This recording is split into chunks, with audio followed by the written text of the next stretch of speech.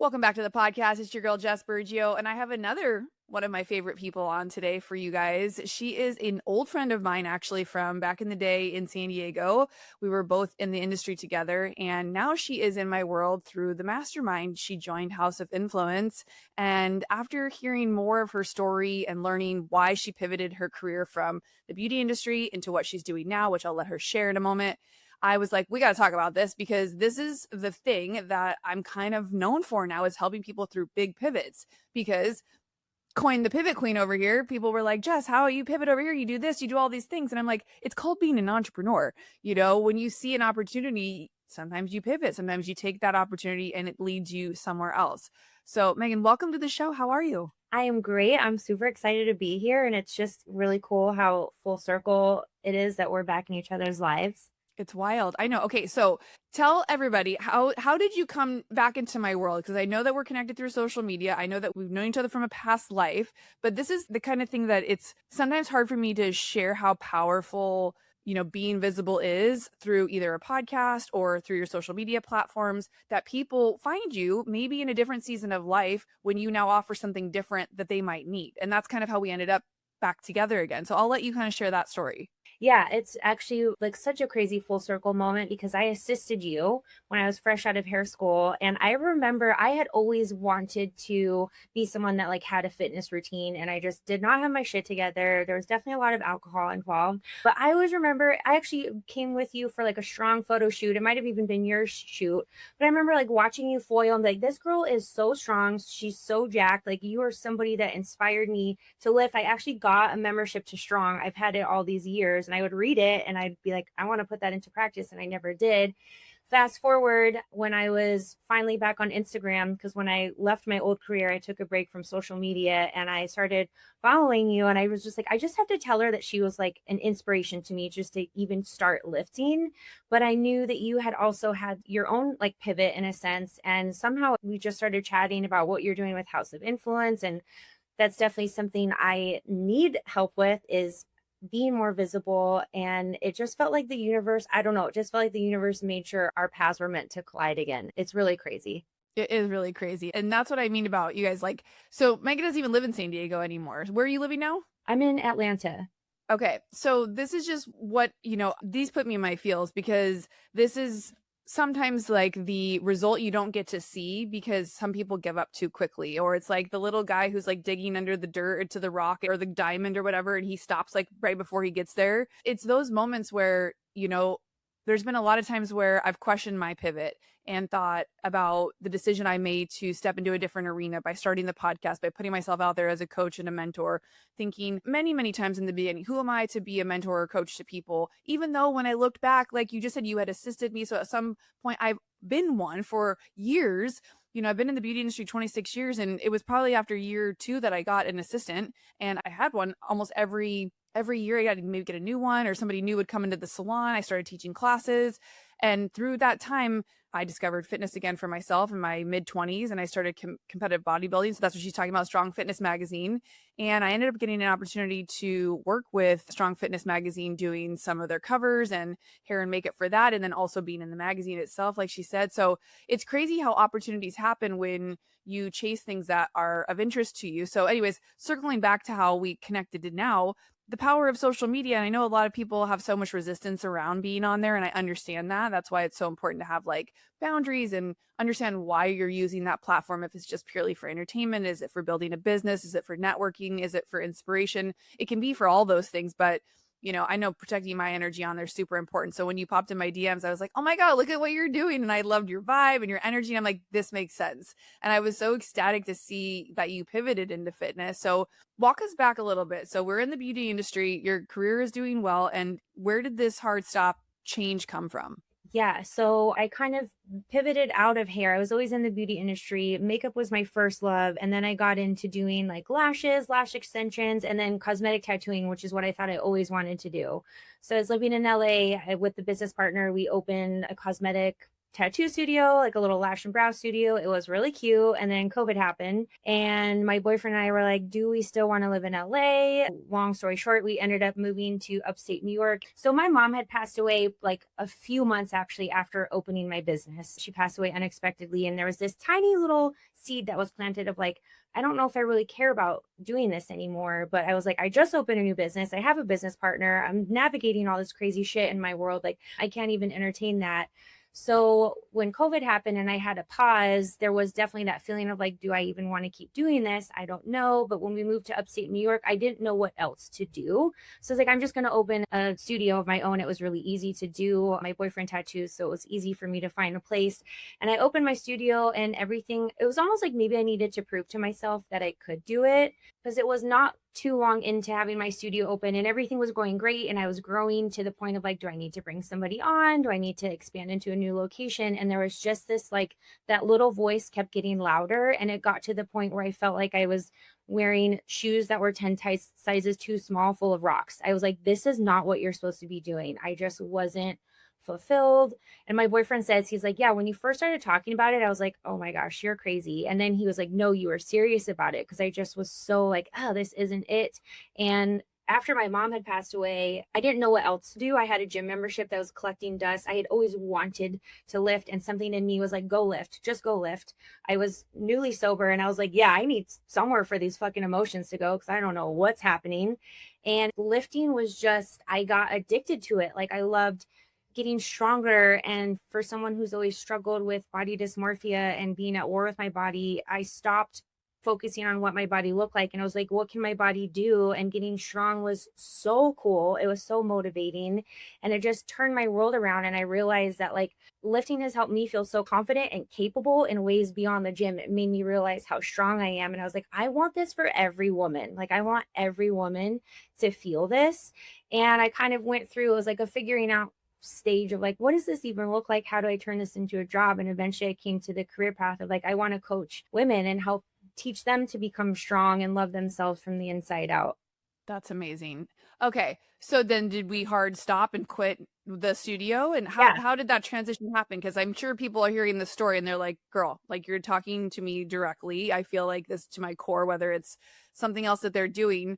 So we need to know details. Like, I need to know Yes. details. Like, what was it up and like your boyfriend gave you the green light, or how did you guys like figure this out? So yeah, I took my time with it. I'm very much like I need to sit with things and really be sure. I really need to be sure. So I remember it was summertime and I was going on these really long walks, no headphones, just with myself to like be sure. Cause I was like, if I do this, this is it. I'm not doing this again. Like, I'm not doing another career pivot. Like, this is it. You need to be sure. I had just put all this time, energy, money into opening this studio.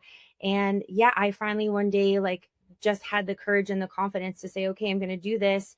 And actually at the time, it kind of worked out perfectly. I decided to close my business. I sold all my stuff to another girl who was starting her own career. And at the tattoo shop, my studio was in the tattoo shop. Their manager was leaving. And I was like, I can manage a tattoo studio. I helped run front desk of a salon with like 50 people. I've run my own business, no problem. So while I was going back to school, I was managing the tattoo shop part-time. So I was able to like, and I was living in far cry from San Diego or LA. Being in upstate New York, it's a lot cheaper. So I was able to like pause and breathe. I'm like, okay, I can survive while going back to school, but I'm also such an overthinker that I'm like, I can't just have one certification. I need to have like 3 certifications before I feel like confident and ready to launch my business. Looking back, I probably would have launched sooner and then just continued learning. But yeah, I took my time, got the certification so I could feel confident. I think too, like going from an industry where I worked in it for 18 years, I was such an expert and I felt so confident. I think I needed that extra confidence and those extra certifications to kind of give me that confidence to launch. That makes sense. That makes a lot of sense. And I know a lot of people probably feel the exact same way, right? Especially if you were overeducated in another arena in your last life or your previous business. And same for me, pivoting into podcasting came from a hard stop during COVID too. I had just opened my salon 6 months prior to that. And I remember thinking like, I waited almost 15 years to open the salon. Like it was like a running, not joke, but like I had had a shared space with somebody else, but it wasn't really my own salon. It was kind of like we both just fell into this space. And so there wasn't all that responsibility, but opening my own space. And then prior to opening the space, I had joined my first business mastermind. And so I was so grateful for the pause with COVID because I was like, jump. Like, this is your time. Like, this is where, you said you wanted to start a podcast for the last 2 years. You haven't done it. You're just watching everybody else. And so it was like, do or die time. And I was like, I'm not going to be one of those people who starts a podcast and then quits. So I recorded over like 25 episodes before I even launched the show because I had heard like most people don't make it past 3, 10, whatever it was back in the day. And I was like, well, I'm not going to be a statistic and I'm not going to be this. This is like such hairdresser beauty industry. Some of us are perfectionists. That's why we're so good at what we did. Like talk about cosmetic tattooing. You have to fucking be perfectionist. And same with hair. Like you got to be almost perfect. So, when I started the podcast, I remember thinking like, who am I? No one's going to want to listen to me. And I was like, start where you are. And so that's always my advice for anybody who, if you're listening to this right now, is how can you just start with what you know now? You don't have to claim to be any sort of an expert. And so like looking back on your journey, had we run into each other prior to that, that's what I would have said. Start with what you know now. You know enough to bring a friend to the gym and record yourself training that person, or bring your boyfriend, husband in, like bring somebody that like start what as we call beta testing things and seeing, do I like this? Do I like training people? Because sometimes we get into an industry or we start something thinking it's going to be different than it is. And so I've seen people get into the coaching space and be like, this actually wasn't what I thought it was going to be, or create offers that aren't actually what they want to be doing. And so for me, the podcast was a really fun way to like meet people, see what other people had done to get their success and change and career pivot and all that kind of stuff. And I was like, this is the best avenue for me to not only learn, but also share other people's genius with one day will be my audience, which now we're at almost 400 episodes and I can say I actually have an audience. So, in the beginning, things take time to grow and to evolve. But for you, there's such a passion behind why you're doing what you're doing now, which I think is one of the things that I dig out of people when they are thinking about choosing to pivot is I'm like, you have to be so rooted in this and you have to really have a strong why, because this is going to be like any other thing. It's going to have days where you're not going to want to do it, where it's hard, where it's difficult, where you have clients that are not your favorite. And we were just talking about this before we hit record. And it's so nice to be able to share that with other people and to know like, hey, just because I had a difficult client or just because I had a difficult day, whether that's internally for you or it was anything to do with a client, like this is normal. This is all part of entrepreneurship. And oh yeah, I had these issues in my past career as well. And so pulling from those moments, I talked about that on actually my stories this morning at the gym. I was like, I've been going to the same gym on and off for the last 20 years. And it's a very intimidating kind of bodybuilding gym. And I remember when I first walked in there feeling like, what am I doing here? But that environment pushed me, right? That environment pushed me to do more, be more, see what was possible. And so that's how, I think I came to decide on hosting these masterminds and creating, coaching packages. I'm like, I know what's possible because I've paid other mentors and I've worked with people. So did you ever work with a trainer, or did you work with someone who was also like an inspiration to you to kind of get you like to where you are now? Or did you kind of strong arm this all by yourself? The actual heart of it, I think, was a lot of me strong arming it, but I pulled inspiration from so many people in my life that served as mentors that were the kind of people that went out after it. Like you're definitely one of those people. The salon owner, when I moved to LA, I was working at a salon and she was an incredible business owner and she pushed me in ways that gave me lessons that I've carried forward. My dad was his own business owner, so I've had bits and pieces. But that was one piece that was actually missing, is I wish that I had a mentor. And while I was going through all of this, it was really just a lot of me and my own thoughts and a lot of journaling. But as soon as I was done with certifications, I started worked on finding a mentor, because I knew, when you're in a salon, you're in that group setting and you have people you can bounce things off of. And that was what was really hard, is I was like, oh, this is just me. I have to figure this out on my own. What are you talking about? And I think that mentorship is such an important piece. And that's why I'm so grateful to be in your orbit and what's going on with the mastermind. Because I'm like, this is literally everything I have been looking for, of a group of women who are kind of on that same path, because it can be really lonely and quiet and you get in your head. And when you have these other people and someone like you to guide us, it's like, that's where the magic happens for sure. For sure. Yeah. And I remember, sitting in my first mastermind and I felt like the most underqualified to be there. I was like, I guarantee everyone's making more money than me. I'm sure I'm the dumbest person in the room, but from all the books you read, that's what they say. That's where you should be. So I was very confident walking in there. I'm like, well, I paid to be here. So like, I'm here. But I remember as each of them went up to the front, we had part of it was an in-person mastermind. I'll never forget this. I had this like seared in my brain. Everybody had to go up in the front of the room, introduce themselves and say like what their business was, but more or less like what is the thing they needed help from the room with? What did they think they needed the most help with? And it was wild to watch these grown-ups, we were all adults, have a hard time asking for what they needed. Some of them kind of knew they needed help with like multiple different things in their business. And then a lot of them knew there was stuff they didn't know, but it was like so interesting to watch people be so uncomfortable asking for help. And so that was one of the things where I was like, oh, this isn't just a me thing or like an industry thing. This is across the board a human thing. And I think one of the coolest things that we learned being in our industry is how many people we actually got to touch, not only physically, like literally touch, but be around. And so how many different stories have we heard? And so I think in the beauty industry, there's an interesting where we're kind of like segmented out. We don't really know what other industries are doing. And even back in the day, you didn't know what the salon down the street was doing. But now with social media, we can kind of see the inside workings of everything. And I'm like, business is business. Humans are humans. People will be people, like these sort of things are kind of universal. And I remember in that room being like, I do have a lot to offer. And I was so grateful to have been in that room because I was like, it gave me a chance to give value and to like sit at lunch with people and listen to what they were going through or talk with them. And I was like, I've been getting paid to do someone's hair, to do this other stuff for free all these years too. So I think that's one of the coolest things for you is like watching you step into this is yes, you learned a new skill set to help people with, which is that part of the physical training aspect of it, but what's the mental part of it of why they haven't shown up for themselves? Why do they keep getting in their own way? Why are they not allowing themselves to go to the gym when they say they want to? Why do they not think they're worthy of carving out an hour to do this? So walk us through like some of the ways that you are helping your clients kind of get out of their own way and start to look and feel better. Yeah. And on that note too, that's one thing that I try to remember that I have that carryover from the beauty industry is that interpersonal connection. And that was actually one thing that helped me realize I want to be a coach because that was my favorite part of the job was the peopling and like having that like intimate connection. And I'm like, I am good at this. I love this. And I think what I bring to with coaching and helping people get out of their own way is I think for everybody, but for so many women, we're so hard on ourselves and we hold ourselves to such high standards. And I think part of that is also society, there's all the things that we're just supposed to effortlessly do.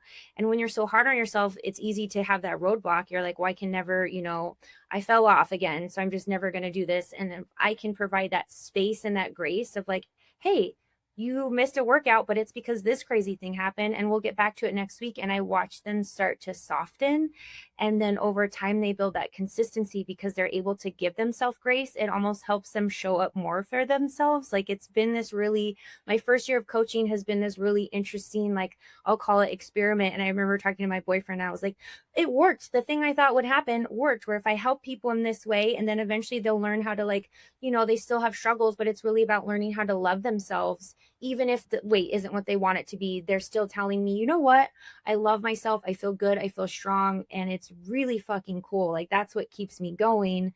But I think that's that missing piece of coaching.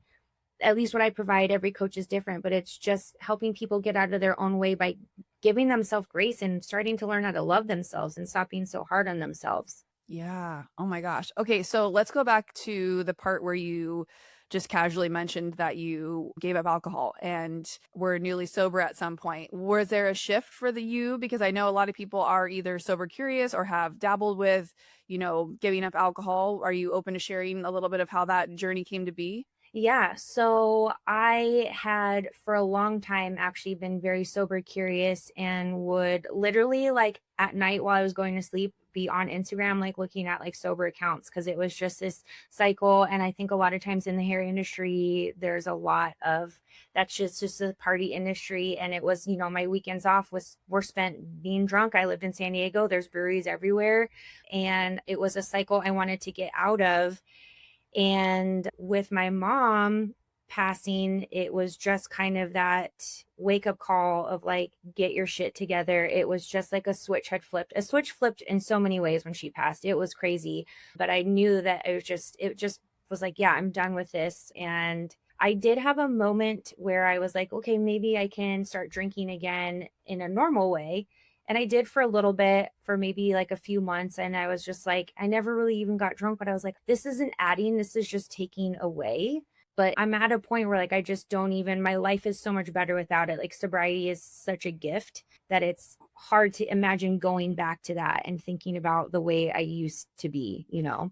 Yeah, absolutely. And I think there comes a point when there's things that we're doing in our life that are not serving us, whether it's drinking, smoking weed, whatever other kind of party condiments you like to use, but it's also scrolling social media or doing things that you know aren't serving you. It doesn't always have to be something as like easy or obvious as alcohol. I think we all know, the either bad habits we have that are keeping us stuck and stagnant and not growing in the ways that we want. And if it is alcohol, if alcohol is the thing that you feel is holding you back, it'd be good to work with somebody who has done it already. And that's another component I think you bring to the picture too is, I think it's important for people to know you can be fit and have muscles. Like I drink wine a couple nights a week. I still have abs and, have muscles, but I also came from an alcoholic like situation and family. So I'm very, very cautious with it. I rarely get quote unquote dry. I like a good glass of wine. It's like either I'm eating the candy bar or the glass of wine. I'm like, Yeah. which one do I want? And so if there's some balance there, but I know I can't smoke anymore. I know I can't do, recreational drugs anymore because that doesn't serve me. And when I was in my 20s, when I was starting off in the bodybuilding space, I remember pulling into the gym parking lot smoking a cig still. And I was like, I'm probably gonna have to give this up because they don't really go together anymore. Like, what do I want more? And I was like, if I'm gonna take this fitness stuff seriously, I better choose. And so I smoked cigarettes because that was very prevalent in our industry back then too. I smoked since I was like 14 years old, all the way till I was like, 25. And it just came to a point where I was like, this isn't adding anything to my life. And that's when I gave up smoking. Luckily, it's not cool anymore and there wasn't vapes around, but that changed the trajectory for me because I was like, now I feel like I'm back to being an athlete and I'm taking my body more seriously. And doing one thing like that for yourself has such a ripple effect. So I'm sure you probably started eating better and feeling better and like getting better sleep. It's just like these beautiful ripple effects from making sometimes one of the biggest, hardest decisions. Absolutely. Like I didn't realize until after the fact how much I was adding fuel to the fire with drinking. Like I thought drinking, I was in a very low place in my life and drinking was like the way for me to like numb out from it, but I didn't realize it was just making it so much worse, so much worse. Yeah, we have a couple of girls I think in the mastermind that are sober too. So Bree's one of them, and she has a really cool story. You guys should connect on that. Giving up alcohol for her was like a big deal as well. And I have actually a lot of friends who have become sober in the last couple of years. It's pretty inspiring for sure. But it also keeps me cautious of like, what are my goals? And for me, when you go so far as competing to the stage and giving stuff up for really long periods of time, and you can see what your body can do when you optimize for eating for yourself and training properly, like it's really exciting and fun to see the results. And so that was always inspiring to me to be able to like, set a goal, follow the plan, and like see things to the end, even though it was just for me. Like the awards, what were for me to say I did it. But I was talking about that again on my stories this morning about sometimes we got to look at the proof that we already have and the receipts we already have of the things we've done that have been hard to pull out your own personal confidence. Sometimes we want to look on the outside and have people tell us how great we are. And, both Megan and I got a lot of that in our industry from hair, right? It's a quick validation. You cut someone's hair like, oh my God, it's perfect. Color, tattoo, whatever it is. It's an immediate makeup, last night and day, right? But in some of the coaching aspects, and we were talking about this before we hit record, like same with training, it's not one training session and you have abs the next day, just like it's not one cheeseburger and you get fat. So it's like there's that blend of like it taking longer for the actual results, but knowing that you have done that for yourself, your clients can see the proof through you. And sometimes they have to borrow some of your belief before they have any of their own. And so I think, stepping into this space looked like it might have felt uncomfortable, but you are starting to own it a little bit more. And, coming into this mastermind, I'm so excited to see where you take your business in the next couple of months. What are some of your goals for your business? Oh, what a great question. I think my biggest, obviously, I'm trying to build, you understand this, like being an appointment-based service provider. I'm trying to build something online so that I'm not tied to that. I want to have more freedom and flexibility. I want to be able to be coming home to San Diego more often, but I'm really trying to build I want to build a community for women, a place where it's just like positivity and everybody hyping each other up, and also where women can go to get strong. I just believe so strongly in like how magical lifting is. And I think more than anything, I'm just trying to create, I want to create this like little bubble. You know, you open Instagram and you're just inundated with like all this crazy bullshit, misinformation about all the things you need to be doing. And I just want to create like a little safe space away from that, that's just like positivity and celebrating each other. Like you're talking about, it's like we get that instant gratification with certain things, and this really is a long haul. But if we can celebrate even the little wins, that's how you build that momentum, and kind of doing that together. I'd love to be doing, I'm actually right now I do one-on-one coaching. I'm planning to launch group coaching because I want to also offer something that's like a little bit more accessible and kind of create more of that community. There's so many things. There's so many things. I want to write a book eventually. The list keeps going. I love it. I love it. Okay, well, if people are listening and they want to learn more about how to work with you, should we just hop on Instagram? We'll put all that in the show notes. Yes. Hop on Instagram. You can shoot me a message. There's a link in my bio for my website, but you can always just shoot me a DM. I'm always happy to chat. That's awesome. So, okay, let's drop into the mastermind feels right now, because I feel like you're really enjoying this group. And you were saying earlier, like the accountability, we have a really good group, you guys. Honestly, I'm quite just floored by how amazing everybody is. That I was really intentional about curating like this space specifically because I knew everybody individually what their needs were. And I was like, I have to make sure that these people can support one another. And that's, I think, the true curation of a mastermind is bringing like-minded people together that can support one another and actually mastermind with each other on each other's businesses, but through the daily ups and downs of like the week, right? We meet weekly, but we also have there's space in between of where things are happening. And, like she was saying earlier, sometimes it's quiet and lonely. And it's not just when it comes to your business, it comes to like life as well. And people who understand what you're going through, both personally and professionally. So what are we, only like a month or so in? Like, how has it been for you so far? Not even. And I love it so much. Like, I just so look forward to Wednesdays when we have our calls. It's like, I always leave feeling like I'm on cloud nine. I'm just like pumped. My heart feels so full. And I think part of it is like at this stage in life, like I have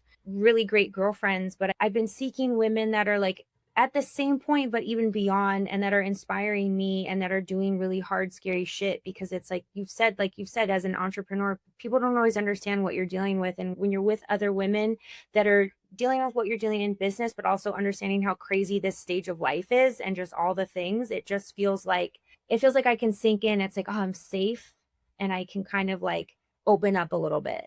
I love that. That's such an amazing way to put it. And I'm truly just so blessed that we have connected again and that you said yes to this and that you're getting so much out of it. I mean, it's just the beginning. We're going to have a conversation towards the end again, too. But you guys, I wanted Megan to come on the podcast because she's such a good example of, yeah, it's scary sometimes to think about pivoting and leaving something that you've known for years and years, especially when it's working, right? She was just saying her business was thriving. She rebuilt it all the way across the country and could have sat in that for the next 15 to 20 years and had a pretty, good life out of it. It was easy, but at the same time, when you have that voice inside, like she said, it starts off as like a little whisper, a little nudge, a little like annoying voice, but then at some point it ends up screaming at you. And that comes sometimes in the form of like physical pain. Like she was saying, she gave a great description with the shoes feeling too small. I mean, isn't there a rap song with that? Like Drake said something about the size. Anyways, so I feel that to my core because sometimes I look at where I want to go with my business and I'm like, why? Why do I have to go do that? Why is that mission put on my heart? Why do I have that download from the universe? And I do those same walks, like I call them clarity walks, where I have no phone, no headphones, no nothing. And it's just time to, movie meditation, walk and move that energy and see what comes through. And when you're in spaces with other people who can hold space, but also pour belief into you, show you what's possible, mentor you, sisterhood with you, you even got a client out of the room already. Like, I think that's so cool that Jacqueline's like stoked to be working with you. I love it. We just had our call today, like our onboarding call, and it's like community is so important. And I think in this world of like technology, we've kind of lost sight of that. And this is such a special group. This is such a special moment in time. I know that I'll look back on this and like, wow, what a special moment that we're meeting like every week for 6 months. And like you said, it's just that like pouring into each other. And I think sometimes we don't know how important that is to have like, you need that tribe. We can't do this alone, especially like the hard, scary shit. We're not meant to do it alone. Well, I mean, one, we're not meant to do it alone, and two, we don't have to. And that's the part where I think, again, like I mentioned, that room of people, it was men and women. It was almost 50-50 of like all of them had a hard time asking for help. And so I've always said, like, asking for help can be the your biggest flex in life. If you can figure out what you need help with, and sometimes it's okay to say, I don't even know what I need help with. I just need some help. I need some support. And no one's going to know that you exist if you're listening to your coach or you're a service provider or you offer anything that helps people. If people don't know you exist, if you're the best kept secret, you're not helping anybody with your gifts. And so that's why this mastermind in particular and this podcast is really about pushing you guys to like show up, to share your gifts, your offers, which AKA sell your shit. Talk about how awesome you are, how much you want to help somebody. What's the transformation look like? You know, not just speaking to pain points, but saying, hey, if you're sick of feeling like XYZ, I know I've been there. And this is how I've gotten from point A to point B. And now I'm over here. And this is why I'm so passionate about wanting to help you. You guys got to get more unapologetic about sharing that stuff, even if you feel like you're brand new, like Megan was saying. Like if I could go back to that past version of you and say to her like something that would encourage her to start showing up, I would say share the journey, document the process of what you're going through so people can start to like come along for the journey. It builds trust. It shows that you're someone that is, you know, doing the work. It's hard sometimes when you come out of the gate, all of a sudden you're like, hey guys, I'm now this, you know, it's like people don't know you from anybody else. And so if I can give any advice to anybody is like, if you are starting something new, if you're trying to discover a new path, even if you're not 100% sure about it, start to document the process, document why you're doing things or why you're passionate about them, because it helps build community because people see you in, they see themselves in your story. And so that's always such a great reminder too. Whenever I'm dabbling or thinking about something, I go online, I talk about it, I share it, I take, you know, I take kind of like cues from my audience or people and I kind of like pressure test. What are people interested in? Is this actually a viable thing? Could I make this, you know, because as you start to grow as an entrepreneur, you know, you'll have other opportunities presented like, hey, I know you do this, but could you also do this? And so that's where you have to get discerning, because I was even on a networking call this morning and one of the girls, she's been building Facebook communities for years, but now she's getting like brand deal offers and other things are coming her way. And she's like, both are really good money, both are really fun to do. And I'm kind of at this crossroads where I know I can't really do both well. So I have to kind of decide. And that was interesting to listen to somebody who's been doing something for 17, 18 years too, now have a new opportunity, but also seem scared. And like it was a decision she was sitting with and we were kind of like all brainstorming together on this call. And so it's nice to know, but you wouldn't know those things exist and that other people are struggling with them if you're over there doing them all by yourself. So that's why I think, you know, even at times where I feel like, oh, maybe I don't have, you know, the means to invest in a mentor or a room right now, I know I need to, because getting to the next level is going to require that level of support. So whether it's you guys listening to podcasts like this or getting one-on-one mentorship, whether it's through fitness, mindset, coaching with business, like find your people and stay close to them. Most of them, like me, have free value packed podcasts or they have content they're sharing on social media. Make sure stuff on Instagram all the time too. Is it Wellness Wednesdays? When do you come on and do your lives? I do a Monday message, and I missed this Monday because I was in San Diego, but yeah, I do a Monday message. And like you were saying, like, I think it's so important to have these groups because they hold up the mirror for you, because it is hard for us to like celebrate ourselves and see our strengths, and being something like this holds the mirror up so we can see what we have accomplished, and then also help give us that nudge of like, hey, this is what you should be doing, and putting you on that path the same way a coach and mentor would do. Okay, so if you're listening and you have a friend or two who is like wanting to get into fitness, wanting to get like a coach, and the 2, 3, 4, 5 of you want to start a group program with Megan, I feel like you guys should reach out and be like, okay, I've got a gang of friends. Will you coach us all together so we can do this and have fun together? It's such a fun way to connect with your friends when you do challenges like this or you work with the same coach, because then you can hold each other accountable and you have someone here who's willing and wanting to start a group program. So this is those moments where like everyone has a couple friends that want to get more fit or want to do something. So you guys put your pod together, reach out to Megan, tell her, what do you got cooking? Let's put some plans together. Or if you're someone who likes to do one-on-one, like I love doing one-on-one. I'm a one-on-one girly.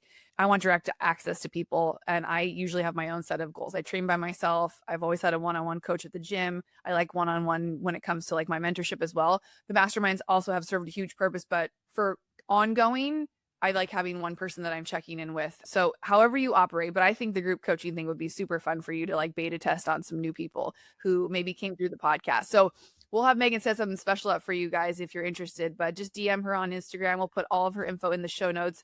We got a call to jump on for our mastermind here pretty soon. So you guys, we got to go. But I will see you all next week on the podcast. Megan, I am so proud of you and so excited for this new journey and so grateful that I get to run with you.